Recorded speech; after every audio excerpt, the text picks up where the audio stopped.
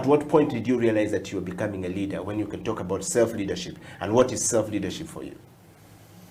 I would say that I always took things in a very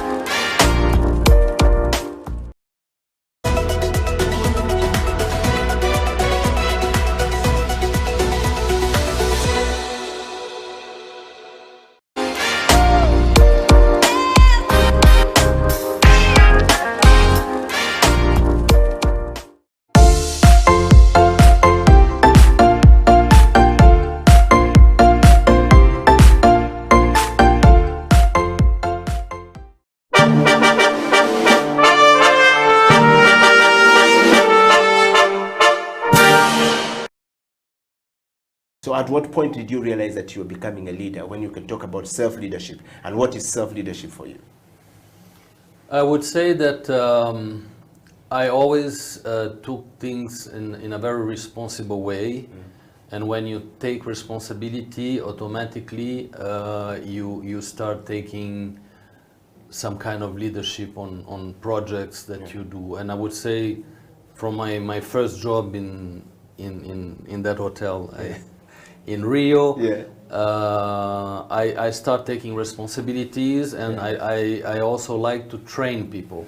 And I think training, developing people was always something that I like to do until today. I would say that one of my best rewards is when I see someone from the ground, young and without too much experience, then we can see that person growing and developing his skills and moving to his career, and showing him a vision, a possibility of him becoming also a great leader. So I think these are the components that I wouldn't say that I know I am a leader. I think that came naturally somehow, and there was appreciation from my bosses that also say, this guy is doing well with job, we need him in that position. Because leader also is about, you need to fit in a certain position, you need to take that responsibility and deliver what is assigned to you. There is also important components about integrity, and this is how people trust you, what you're doing. And for me, it was always very important that people trust on me. And sometimes, unfortunately, I didn't have such good bosses. You know that movie, there is a movie called Horrible Boss. Horrible Boss, yes. I think we all go sometimes through that. I hope I'm not a horrible boss. I mean, you cannot please everyone, but I know that I had some horrible bosses that really put me down, undermined me, but I always manage rebounding and finding in the bottom of myself my strength to say, I'm not so bad, I'm sure I'm doing good things.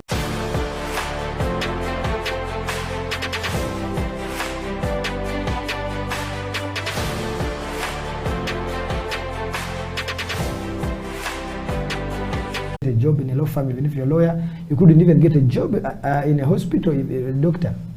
So now the issue was always, you have to be this, I want to be a lawyer, like, and then most of us got lost there. And yet the world was changing. So now the world has drastically changed.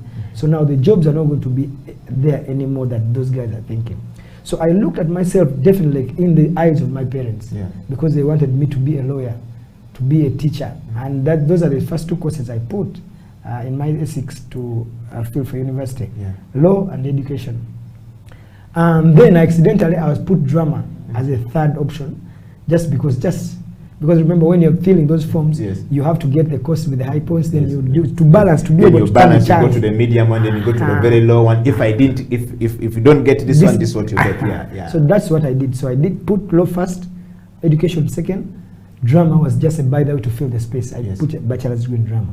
I go sit my exams, results come back, and I've been admitted on government scholarship for bachelor's degree at Makere to do drama. I was confused. I almost changed to social sciences because then peer pressure. Hey, you're going to do drama. What will you do? Where will you get the job? So there was a lot of. I was in a mental dilemma. I even picked the forms.